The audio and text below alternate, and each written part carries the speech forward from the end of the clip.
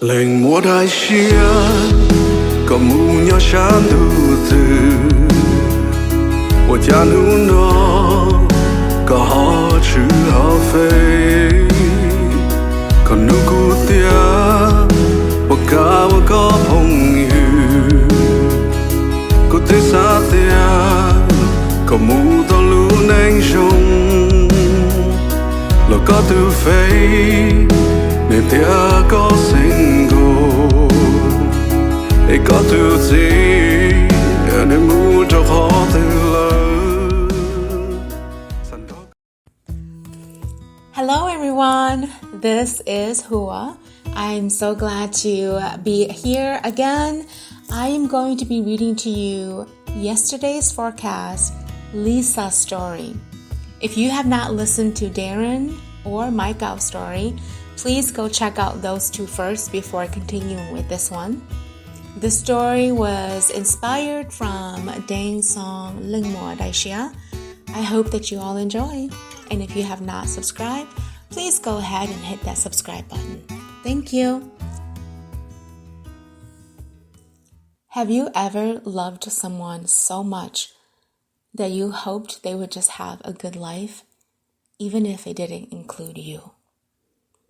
That was me all through high school with Darren. I wasn't the girl you noticed in the hallways.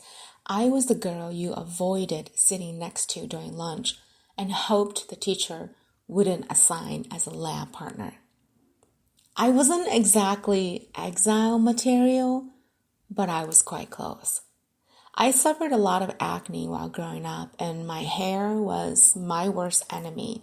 I swear, it had its own mind, and it never listened to me. I was among the many who secretly loved Darren and wished he'd glance my way. But all through high school, on his arm was Micah. She was the girl every guy wished that they could date because she was not only popular and gorgeous, but she lit up a dark room every time she walked in. During Valentine's at school, she was the one who got the most secret roses delivered to her in class. I never got one. I envied her because on her arm was the one man I truly loved. Darren was the guy who, although was popular, didn't become blind to his own popularity. I mean, he smiled at me once and we accidentally brushed our elbows when we passed by in the hall. And one time during gym class, someone shoved me and he helped me up. I thanked him, but I don't quite think that he heard me. Yeah, I was really invisible in high school. It is a chapter I don't really like because I was an ugly duckling who was swimming in a huge pond of swans. I remembered when Nick came into town and how suddenly I got lucky. I remembered how torn and broken had become and how loneliness became his best friend. I began to hate my gal for the pain she put Darren through and could not believe that some little wild boy who came on a motorcycle could win her heart. I honestly never thought Darren would ever turn to me for comfort. But it did. And I remembered the day that it happened, too. It was during lunch period, and as I was carrying my lunch tray to sit at my lonely table, I noticed that Darren was already seated there. When I arrived, he looked up at me with those big, sad eyes of his and didn't say a word. I set my tray down and I handed him an apple. He ignored me and I laughed at him. This got him to look up at me. "What's so funny?" he asked. "Well, you can be mad all you want, but wouldn't it be better to be mad on a full stomach versus a stomach crying out for food?" I asked. It took a moment before he finally reached out and grabbed the apple from me. He didn't talk much to me, but I already knew that part. It didn't bother me while I ate, and he just sat there drowning in his pain. I thought it would be a one-time deal, but the next day, there he was again. And when I sat down, he asked me, "Well, what are you going to offer me today?" Looking at my own tray, I handed him my sandwich. His face broke into disbelief and he asked, "What are you going to eat?" Shrugging, I replied, "I'll eat whatever I have left here. Besides, you look like you need it more than me." If you're asking if I loved him, I did. I loved him the moment I first met him when I was a new transfer student as a freshman. I loved everything about him, and it made going to school a joy. But I always knew he and I came from different worlds. I wasn't like the girls he had hanging around him, and I certainly was no Michael. But when she broke his heart and walked away without a care in the world, who should be picking up the pieces but me? And as I helped him piece together his heart, I realized he had one single part of him that she took away with her. He was bleeding inside silently and crying for help without any sound to the world. And so I did what my heart told me to do. I cut a part of me and I handed it to him in the hopes that he'd accept it and make it fit his heart. And it did fit perfectly. The sound of him snoring beside me made me realize how comforting it was, and after 15 years of marriage, it was a way to bring peace to my heart. We'd had our ups and downs as any marriage would, but in the end, he always came back to me. I was always a bit insecure about myself because I wasn't like the woman he dated in the past. We were together for a mere 2 years before he proposed to me and shocked the hell out of everyone, especially his own mother, because compared to his past lover, I was nothing like her. I didn't really compare, honestly, but to him, I must have meant something deeper than just a rebound for him to ask me to take his last name. In the back of my mind, however, I did always think about my gal and what she was up to now because I hadn't heard from her since she left town on Nick's motorcycle. Sometimes, when I looked at my ring and then at our life together, I often did wonder if everything that happened did happen. I remembered how we started hanging out together more in the last few months before senior year ended and how everything sort of clashed together. The first time he kissed me, I felt as if the stars aligned, and I never knew perfection until his lips met mine. I cried, and he held me, just reminding me how perfect I was to him. But in the back of my mind, at times, I did compare myself to her, to the one that got away. "Honey, can you come take the garbage out?" I shouted over my shoulder. I hated that I still had to ask him when it came to the garbage. When Darren came into view, he rounded the corner and I felt his hand touch my waist. It perked me up and I shifted around to look at him. "What do you want now?" I asked. Darren laughed at my response. "What, I can't say hi to my wife?"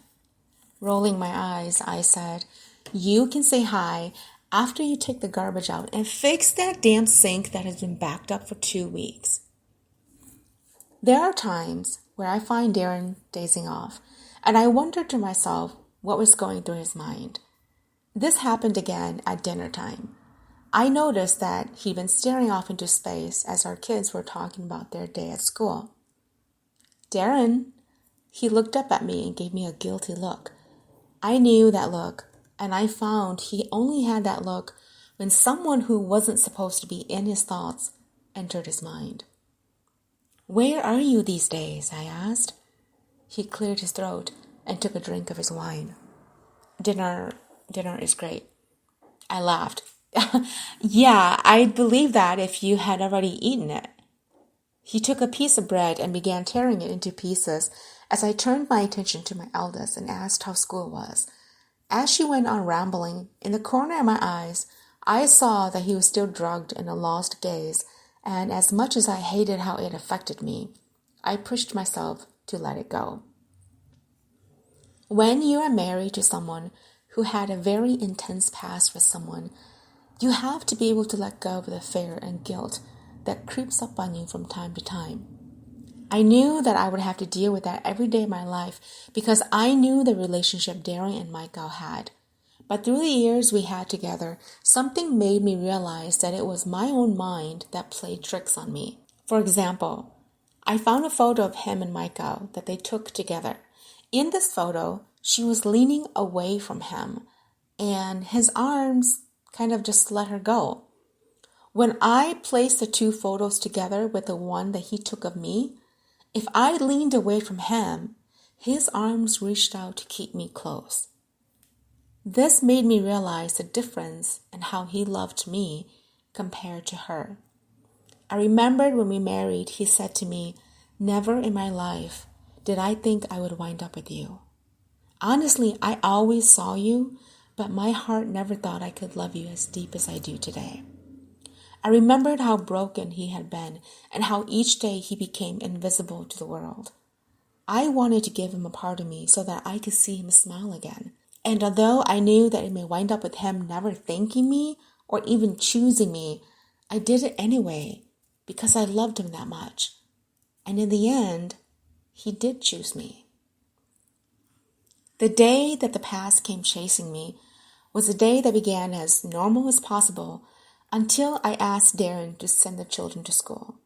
He slept through his alarm, and while he was getting ready to go, I felt the frustration eat at me, and before I could resist it, I called him an unfit father.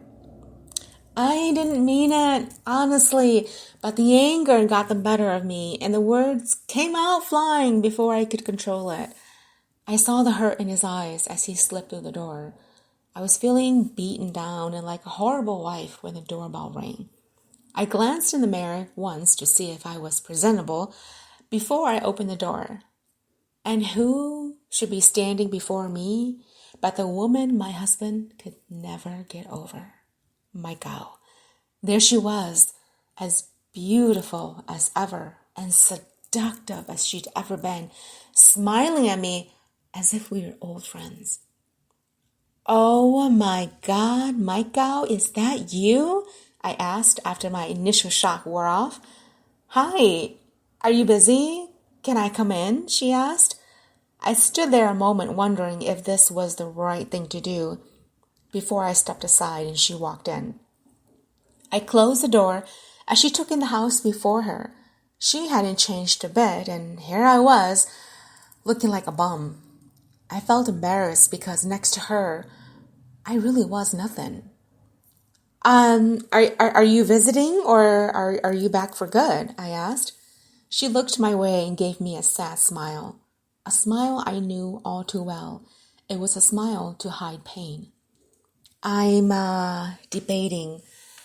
It didn't work out with me and Nick." This shocked me and I couldn't hide my expression. "Oh wow, I'm so sorry. Are you okay? Do you need help with anything?" I handed her a drink, and she gave me a look that hid too much. "Lisa, I don't want you to judge me in a poor way. I'm not here to ask for help. I came to visit." But I knew her too well, and the past was something we both could not hide. So I went right ahead and said what I knew was the reason for her visit. "Well, Darren isn't here if you're curious." She stared at me with those big eyes of hers and remained silent. After I knew I'd hit jackpot, I continued. "Look, Michael, let's not pretend, okay? I know who you were to him and what your relationship was like. Why exactly are you here?" "Lisa, I came to visit to get closure. I'm fighting my own demons," she said after a while. I didn't know how to reply to that except to look away, and then I gave her a slight shrug. She continued, "Yes, a person like me who may look perfect on the outside has inner demons that are quite evil. You just don't know." "I'm sorry." And I truly was. "Don't be. It's my own weight to carry. I'm actually still in disbelief in how my life has turned out. I made choices. Some were quite poor, but I will have to own up to it." As I was beginning to feel uncomfortable, She'd said something that dug a deep memory.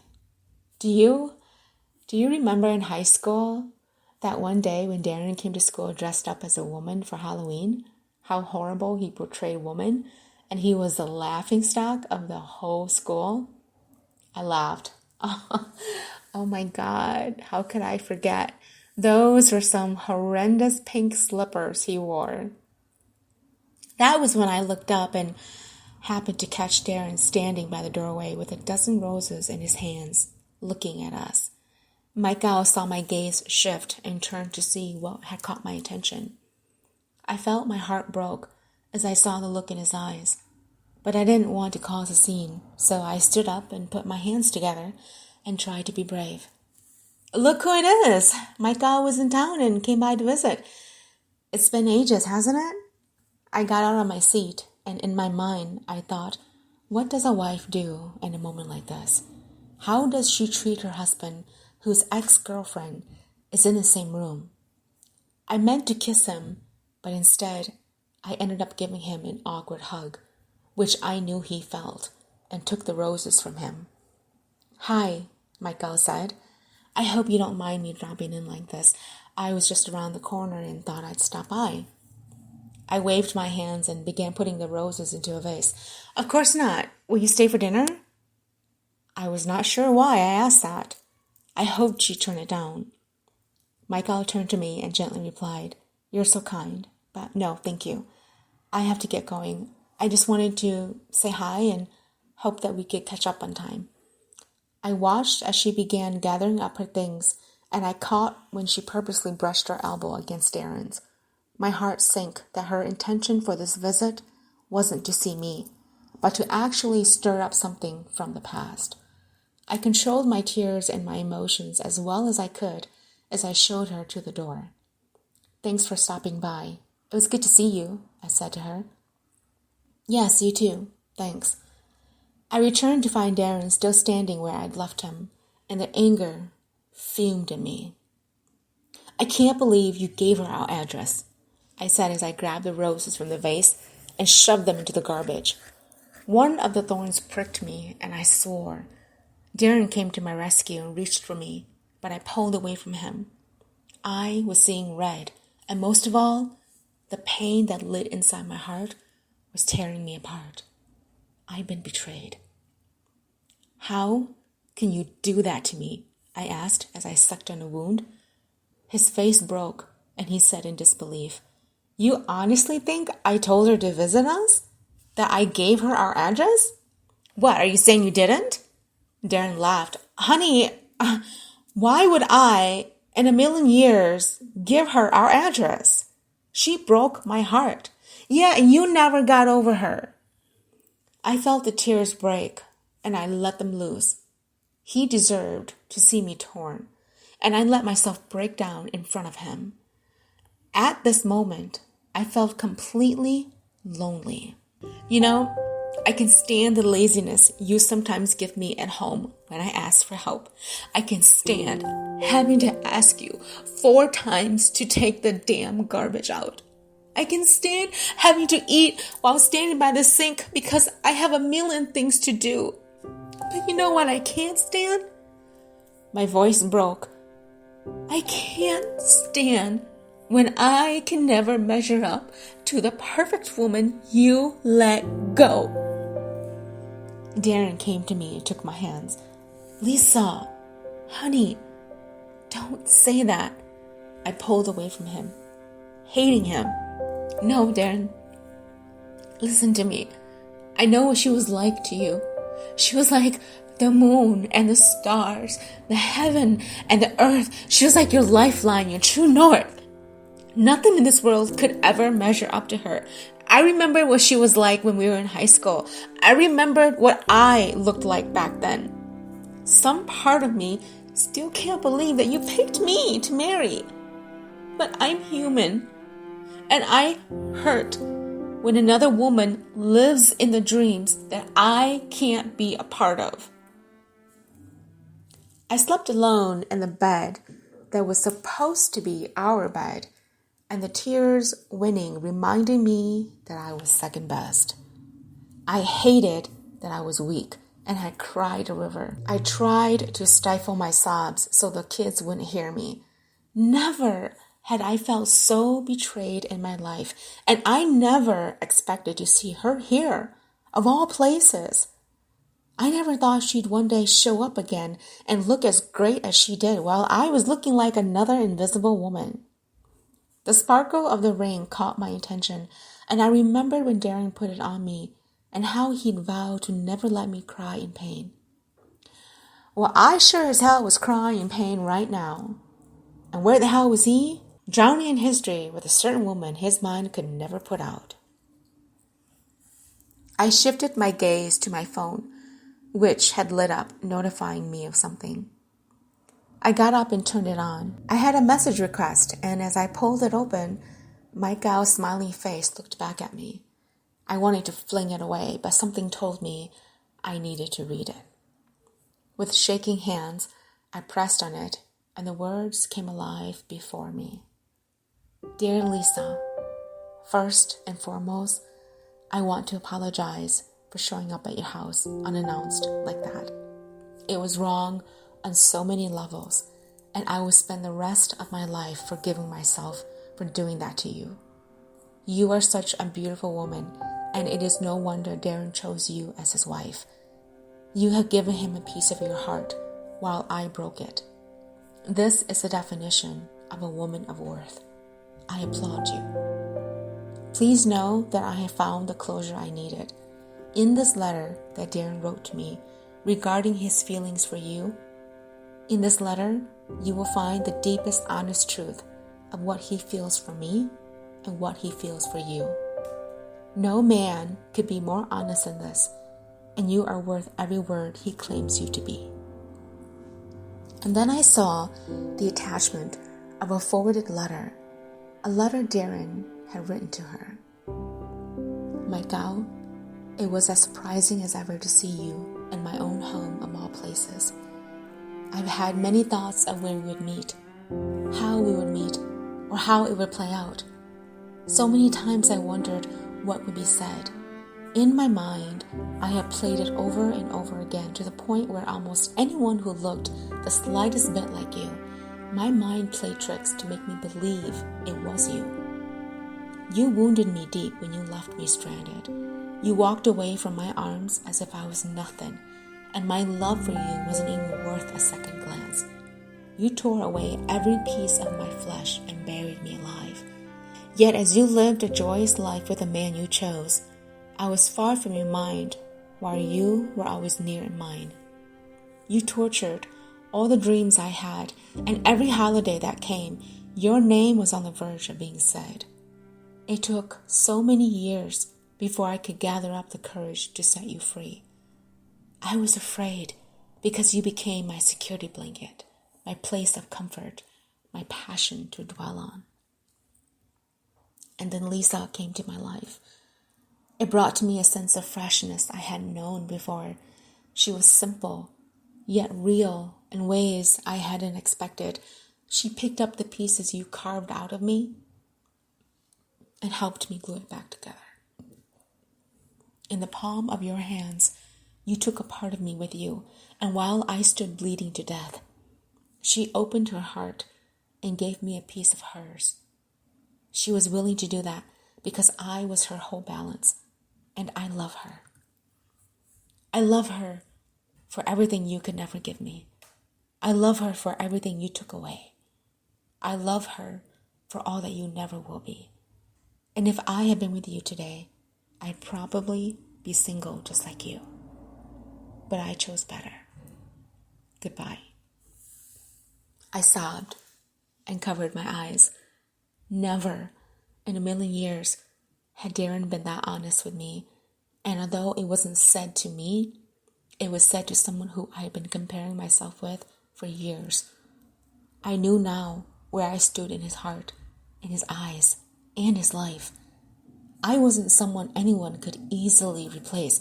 Hell, I could never be replaced based on what he wrote.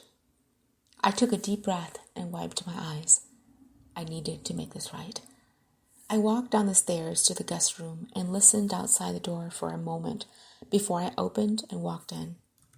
He was sleeping, snoring as usual, and I realized the reason I couldn't sleep was because I didn't hear his musical snoring to lure me into feeling safe. I touched his shoulder and he stirred. He opened his eyes, rubbing, and sat up. "What time is it?" "It's late," I replied. "Come back to bed." He looked at me in confusion as I extended my hand to him. Does this mean that we're okay?" I nodded. "My girl sent me your message." "What?" "Yeah, the message you sent her." I dropped my hand, climbing to bed with him, and wrapped my arms around him. "I'm sorry." Instantly, his arms came to hug me, and I could feel the warmth spread throughout my body, needing him, wanting to be close to him. He took in my scent, and I smiled gently at the thought of him needing me too. "I'm sorry too," Darren whispered. "I'm sorry I hurt you. You're right about everything, and I apologize." While I was writing that letter to her, I realized that all I wanted was you. She was the one who got away, and it hurt. It hurt so bad. But you're the one to stay, and it feels so good. I pulled away and smiled at him. "Promise me something?" "What?" "Promise me that no matter what happens, you always share the good and the bad with me. I'm here to stay, and if you are too, then let's not dwell into the past." "I promise." Thank you for following the story of yesterday's forecast. This story was written with 3 different points of view, from Darren, from the one who got away, and the wife.